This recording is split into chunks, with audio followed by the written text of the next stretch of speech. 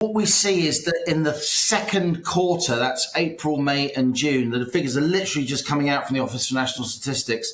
In the second quarter, GDP expanded 0.2%. That's the final number. That's unrevised from the previous estimate. And in the first quarter, GDP expanded, that's the sum of all the goods and services, all the transactions in our economy, by 0.3%. So 0.3% in the first 3 months of the year, 0.2% in the second 2 months of the year. We're a long way from recession in the UK. The figures for the third quarter, July, August and September, they may be a little bit more shaky.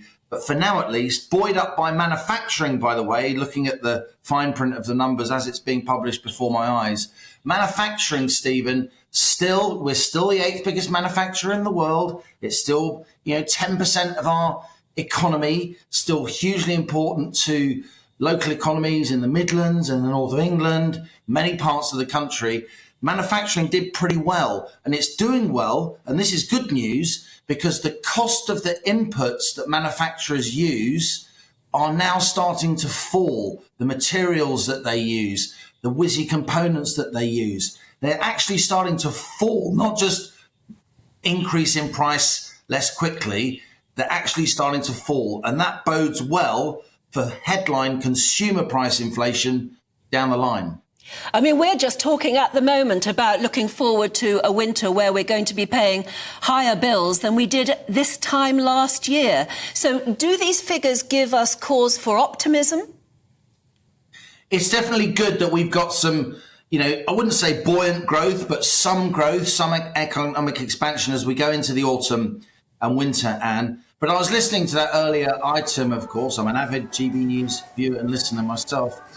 And this is something I've been warning about too.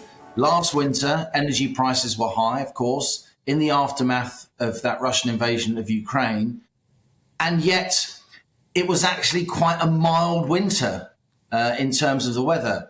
The weather may be harsher this autumn and winter, which means we need more gas to heat our homes. But it may not just be the weather, Anne, because as Catherine was saying there, we know that oil prices spiked up sharply over the summer from around $70 to $95 a barrel, pushing for $100 a barrel. Where the oil price goes, the gas price tends to follow.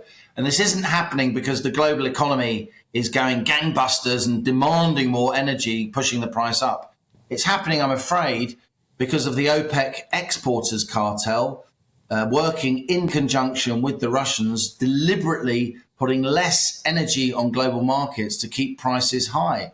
There's a lot of geopolitical risk when it comes to our economy this autumn that may express itself as powers that are really hostile to the West, particularly when it comes to their approach to the war in Ukraine, as those powers turn the energy screw and make our life difficult. I'd like to tell you that wasn't the case, but I'm afraid it is. We've had a really sharp increase in the oil price over the last few months. And if that continues, then energy bills could indeed be really, really tough this autumn and winter, maybe even worse than last year. All right, so break it down into something that we can get then. How does this play? And if our energy bills are likely to be more, at least for a third of us, but the economy is growing, even if only slightly, how does that then play into that ever ongoing battle against inflation?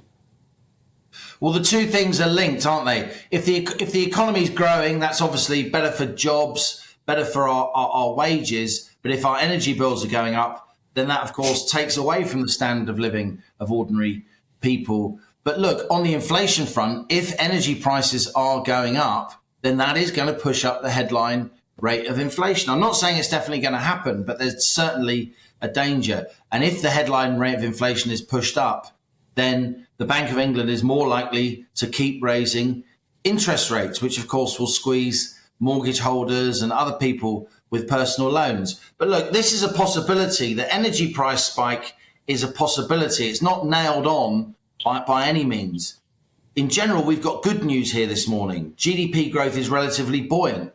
We're not going into a recession in the UK on this evidence, where we have 2 successive quarters of negative growth, of economic contraction. Germany, for instance, unfortunately, Europe's biggest economy, is in recession. So for now, at least, on the strength of these numbers, Stephen and Anne, the UK economy is looking pretty resilient, particularly our manufacturing sector. OK, Liam, good to see you.